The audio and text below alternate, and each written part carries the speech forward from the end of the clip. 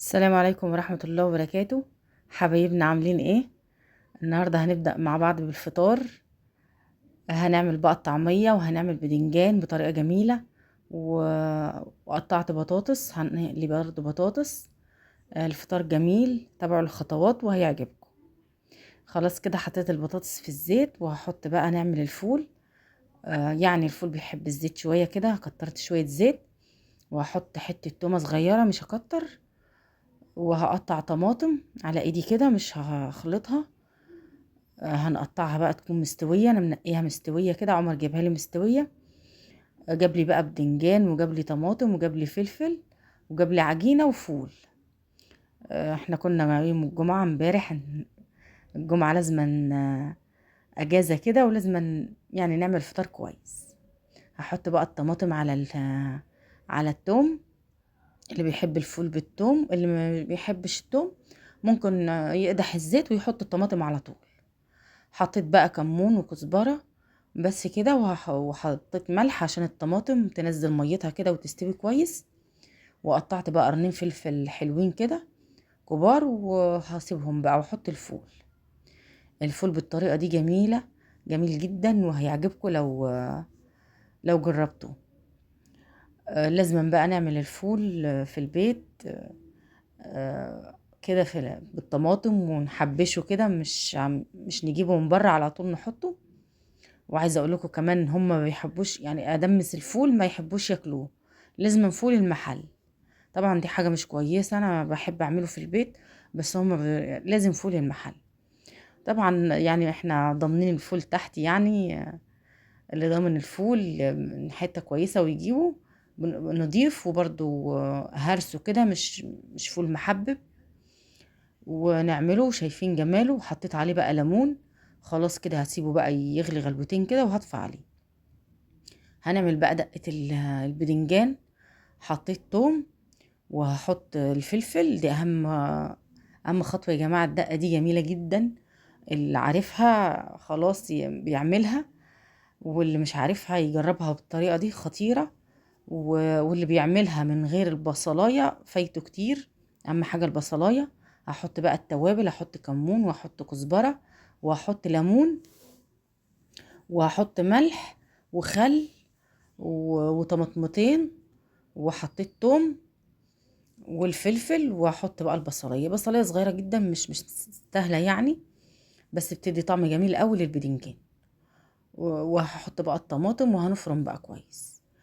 الدقه دي جميله جدا، مخليه البدنجان في حته تانية. وشايفين يا جماعه جمالها ولا ريحتها كانت تحفه. هسيبها بقى، وهنخلص البطاطس وهنحمر البدنجان. برضو انا عامله البطاطس ليوسف.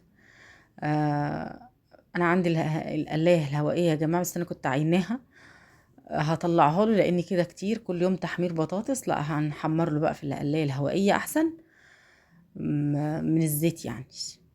خلاص كده هطلع بقى البطاطس، وهنحط الباذنجان. ما ننساش يا جماعه نصلي على سيدنا النبي محمد، ونعمل اشتراك للقناه، ونحط اللايك للفيديو. لو القناه عجباكم ما تنسوش تكتبوا لي كومنت جميل كده من اللي انتوا بتكتبوه لي. هنخلص بقى تحمير الباذنجان، وهننضف بقى تنظيفات عميقة للمطبخ كده، مش عميقة قوي يعني. نعمل شوية تنظيفات كده هتعجبكم ان شاء الله. خلاص كده خلصت البدنجان، هنتبله بقى بالتتبيلة بتاعتنا، وهنحمر الطعمية. انا جايبة عجينة برضو هعملها في البيت. يعني احنا بنحبها سخنة على طول كده، بعملها اخر حاجة. اعملها بقى جبت كزبرة، وجبت سمسم. نضفت الزيت كده من مكان البدنجان. وهنحمر بقى الطعمية بكل سهولة، وطالعة تحفة بصراحة. جميلة قوي في البيت. زي ما انتوا شايفين كده هعملها، هحط ب... اهم حاجة نحط مية الاول في ايدينا كده. العجينة ما بتمسكش في الايد وبتبقى جميلة. وموطية النار خالص عشان تستوي كويس. مش قوي يعني اما بحط الطعمية كده بعليه عشان تستوي كويس وتبقى مقرمشة وجميلة. كانت تحفة بصراحة. الفطار كان جميل قوي النهاردة، الجمعة لازم نحتفل بيها كده في الفطار. وبرضو عملت التنظيفات معاكم في المطبخ كله، نضفته كويس.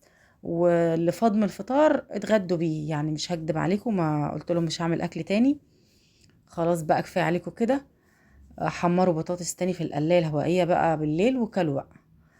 ما فيش اكتر من كده، ما عملناش اي حاجة تانية. خلاص كده هنخلص بقى الفطار وهننضف بقى مع بعض المطبخ. انا عاملة امبارح اوضه النوم، اللي ما شافش الفيديو يشوفه. والنهارده المطبخ، كل يوم لازم نعمل حاجة زي ما قلت لكم، عشان الصيف ما ينفعش خالص ان احنا نطنش على اي حاجة كده، لازم على طول كل يوم نعمل حاجة. انا بحس في نظافات الصيف كتير جدا، ولازم كل يوم ننضف حاجة زي ما قلت لكم. خلاص كده شايفين جمال الطعمية ولا الفول؟ شايفين جماله. الفول كان جميل جدا بالطريقة دي يا جماعة. هي مش محتاجة طريقة، هو سهل جدا زي ما انتوا شفتوه كده. فلفل وطماطم وتوم بقى، اللي بيحبوش بالتوم زي ما قلت لكم يعملوا بالطماطم، يقدح الزيت ويحط الطماطم على طول. خلاص كده بقى هتبل البدنجان. انا كنت عايزه اعمله في الاول عشان التتبيله تخش فيه كده، بس انا مكتره يعني اللي هياكل بقى منه بالليل هيبقى اجمل واجمل كمان، كل ما بيقعد في التتبيله بيبقى اجمل. انا حطيت لهم طبق واحد وعينت الطبق التاني في التلاجة، ما بيتاكل ساقع يعني، بيبقى جميل جدا. خلاص كده ممكن تعمليه كميه كمان وتحطيه في علبه وتحطيه في التلاجة. كل يوم كده ما بتفطروا ولا وقت ما انتوا عايزينه بتعملوه. شايفين جماله جميل جدا بالطريقه دي. مقطعه البدنجان حتت صغيره كده وتحطي التتبيله عليه بتشرب منه، بيبقى طعمه تحفه. خلاص يا جماعه شايفين الفطار بتاعنا جميل ازاي؟ الفول والبدنجان والبطاطس. طبعا احنا يعني مش العدد بتاعه مش كبير قوي، ما حبيتش بقى اكتر في الاكل عشان ما يفتش. في العشاء بقى زي ما قلت لكم يعني هعملوا بيض بقى جنب اللي فاض من الفول والبدنجان، وتعش واتغدوا وخلاص. مفيش اكتر من كده. بصراحة كان جميل البدنجان قوي، والطعمية كانت تحفة، والفول. ما تنسوش يا جماعة تقولوا لي رأيكم في الأكل. هنخش بقى على التنظيفات. هنبدأ بقى بالمواعين. هغسل المواعين الأول وهفرز معاكم البطاطس اللي كنا حاطينها مع بعض في التربو. زي ما قلت لكم هبدأ معاكم بالمواعين. هنضف الأول الحوض بعد الفطار بقى والحاجات دي كلها، لميت المواعين كلها وغسلتها. وهنضف بقى هنفرز البطاطس. اهم حاجة يا جماعة نخلي بالنا من الحاجات دي، وعلى طول ايدينا في الحاجة، ده اهم حاجة. هشطف بقى الكوبايات. انا ببدأ هنا بالكوبايات هشطفهم. مبحبش يا جماعة يعني اشطفهم بمية بس كده، لازم اغسل الكوبايات كويس بالبريل والسلكة كل مرة، يعني نشرب فيهم مرة واحدة بس ونغسلهم، ده اهم حاجة. خلاص كده هلم كله بقى. شايفين ما خليتش مواعين خالص، عشان هنبدأ بقى بالبطاطس. وهحط بقى على الحوض وكده. وبرضه هوريكم الصابون اللي انا غسلت بيه الفوط، تحفة الصابون بتاعي. انا كل ما مرة افكركم بالصابون، بس ما مكسلة عن الفيديو بصراحة. هلم بقى الزيت اللي عندي والحاجات دي وهعملها عشان ما يبقاش محطوط. انا بحبش اي حاجة وما بحبش الكراكيب خالص يا جماعة. زي ما انتم شايفين كده بقى بدأت بالدرج ده. هلم المعالق. انا بحب خلصت المواعين. انا بحب كل فترة كده انضف المعالق. يعني في معالق يا جماعة بتبقى مركونة زي الشوك كده والسكاكين، مش على طول بنستعملهم. وكمان في حاجات زي منظم المعالق ده برضو كل فترة كده لازم يتغسل. وانا كل شوية كده بعقم المعالق دي مية بكرول، بحبة اوكسين بتاع الهدوم، او حبة فيري من بتاع المواعين. وتحطي نص البخاخة كرول ونصها مية. انا بكتر الكرول شوية عشان يعمل مفعول. وبلم بقى الحاجات دي كلها، بلم المعالق واي حاجة استلس او اي حاجة لونها مش عاجبني كده. شايفين؟ وببخها كويس وبسيبها. والبوتاجاز بقى مكان القلي، شايفين العين الكبيرة اصفرت ازاي؟ برضو هبخها كده وهسيبها شوية عبال ما اخلص المعالق. ده الصابون بتاعنا، انا حطيته جبت سلكة ناعمة كده، حتة محترمة كده. وهنضف قوي بقى. همسك الايد بتاعه المعالق دي فيها حتت بني كده مش عجباني، وهدعك قوي. اهم حاجه يا جماعه الخطوه دي. وبرده بعمل الكوبايات، كوبايات الشاي ساعات برضو لونها ما بيبقاش عاجبني كده، برصها كلها او كوباية العصير، والصفاية بتاعت الكوبايات والاطباق بفضيها برضو وبعملها. كل ده بيلمع وبيغير، بيبقى جميل جدا. لازم ناخد بالنا من الحاجات دي يا جماعة، مش على طول نحط في الحاجة ونسيبها، لا متبقاش نظيفة خالص. الصفايتين دول من جوه ما كانوش نضاف، فيعني بعد ما نضفتهم لا بيفرقوا بيعملوا ريحة حلوة كده في المكان. لا بيغير كل حاجة بصراحة. شايفين الصفايتين دول لونهم غير خالص بعد ما نضفتهم بالسلكة الناعمة دي. السلك ده بيشيل كل حاجة، مش كل حاجة بالاسبونشة يا جماعة. السلكة لها شغل والاسبونشة لها شغل تاني. شايفين الصفاية بعد ما رشيتها، اول ما رشيتها بالكرول على المية والفري لمعت، مش محتاجة حاجة. اول ما دعكتها نطفت جدا، ما بقاش فيها اي حاجة. لا بصراحة بيفرق جامد. شايفين الشمس يا جماعة جاية على الحوض كده، فتحت الشباك طراوة وفي نفس الوقت مدخل لي شمس كده. انا بحب الشمس زي ما قلت لكم. حطيت بقى هنا الفوطة على الرخامة، وهصفي بقى الحاجات دي تصفي براحتها خالص، وبعدين ابقى اشيلها. شيء يعني لازم نعمل كل حاجة كده بنظام، مش بعد ما خلصت فطار عملنا الحاجات دي، وبعد ما خلصنا الحوض خالص ومسحت حتى البوتاجاز وكل حاجة، فرست بقى البطاطس. اهم حاجة نخلي بالنا من البطاطس، لان هي اول ما واحدة بتهبط فيها كده بتقلب ريحة المطبخ، وبرضه بتبوظ اللي حواليها.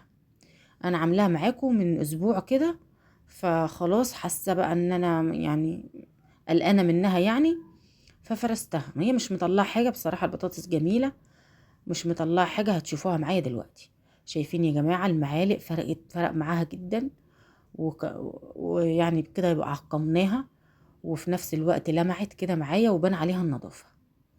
بعد ما بخيت بقى البوتاجاز وسبته شوية، انا بس ما هو مفيهوش اي حاجة، مش محتاج دعيك. انا همسحه بس بالفوطة اللي محطوطة دي بس.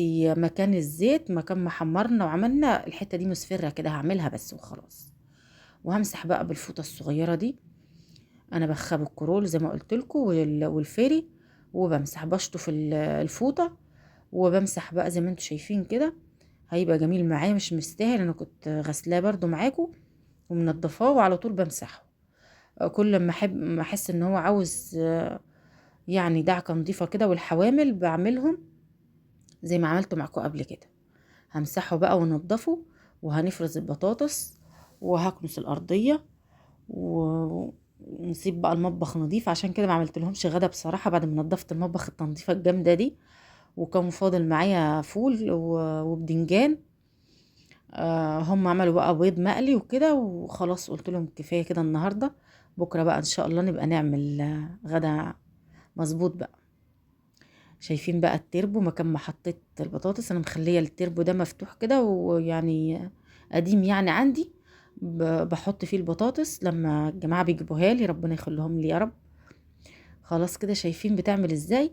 كل اللي هي من عصا دي بشيلها، مفيش غير دي بس اللي طلع فيها خامم كده وما عجبتنيش. ورميت المفرش ده خالص. دي فايدة ان احنا نفرش حاجة يا جماعة تحت البطاطس. وبرضو برش بالبخاخة كرول زي ما انتم شايفين كده، وبمسح. ما بيخليش اي حاجة، وفي نفس الوقت بيعقم اي حاجة قدام. شايفين جماله، بينظف بسرعة جدا اي حاجة بلاستيك بينظفها. ودي مفارش بقى من بتاع الاكل كده. يعني رول انا جايباه من الهايبر، بحطه بقى تحت الحاجات دي. هسيب بقى اللي هو في الأروانة ده، هسيبه لآخر حاجة. هشيل من ده هحطه لده. شايفين جمال البطاطس، مفيش فيها اي حاجة يا جماعة، ما طلعتش اي حاجة يعني. هوريهم لكم في الاخر، يجي 4 وحدات بس. جميلة جدا. وهنشيل بقى المفارش دي. ما بصراحة المفارش دي جميلة جلد كده. استخسرت ان انا ارميهم، ما فيهمش حاجة، هرمي اللي عليهم ده واغسلهم في الاخر. وزي ما انتم شايفين بشيلهم، مفيش اي حاجة بتبقى في الارض ولا اي حاجة. والتربو نضيف معايا. هبخ برضو كرول وهمسح، ما بيخليش اي حاجة. وكتعقيم برضو بحب اعقم كل حاجة. خلاص كده هنفرش برضو المفرش، وهحط برضو اللي تحت من فوق، وهخلصه وهوريهولكوا في الاخر. نخلي بالنا من الحاجات دي يا جماعه، ما نسيبهاش. انا سبتها اسبوع بس وعملتها زي ما انتوا شايفين كده.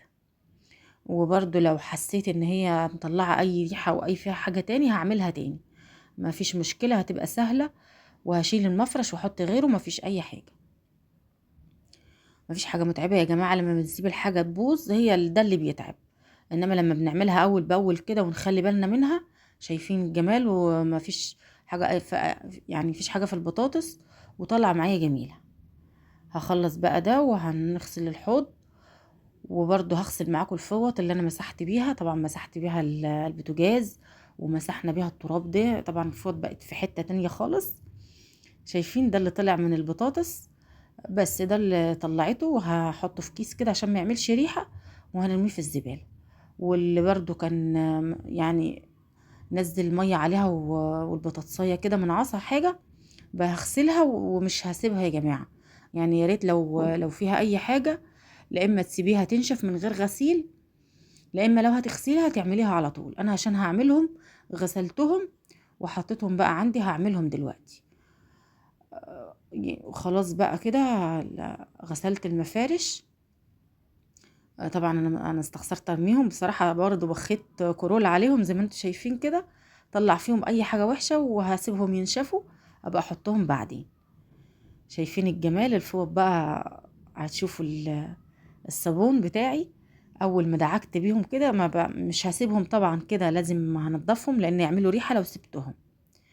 فعلى طول بشطفهم وبسيبهم بقى انشرهم على الحوض، واسيبهم بقى برضو لما اجي اغسل في الغسالة هحطهم تاني، هينضفوا وهيبقوا جمال جدا. هعملها كمان مرة. وشايفين الرغوة بتاعت الصابون، ما حطيتش اي حاجة يا جماعة، هي رغوة الصابون وخلت الفوطة جميلة جدا، رغم ان هي كانت وسخة جدا. هخلص بقى، هنغسل الحوض غسلة كويسة برضو، هعقمه. وبعدين هنكنس بقى الأرضية. خلاص، ما روتين قوي جدا في المطبخ كده. طبعا طول النهار على طول ما سيبناش اي حاجة، وعملنا الفطار. لا، كان صعب قوي ان انا اعمل غدا تاني. وخلاص بقى كده انا قلت لهم خلاص مع نفسكم. قالت لهم بيضة كده ومع الفول والطعمية والبطاطس، كفاية كده قوي. شايفين يا جماعة، خلاص عقمنا بقى الحوض وغسلنا الفوط. خلاص كده مش هنيجي جنبه تاني.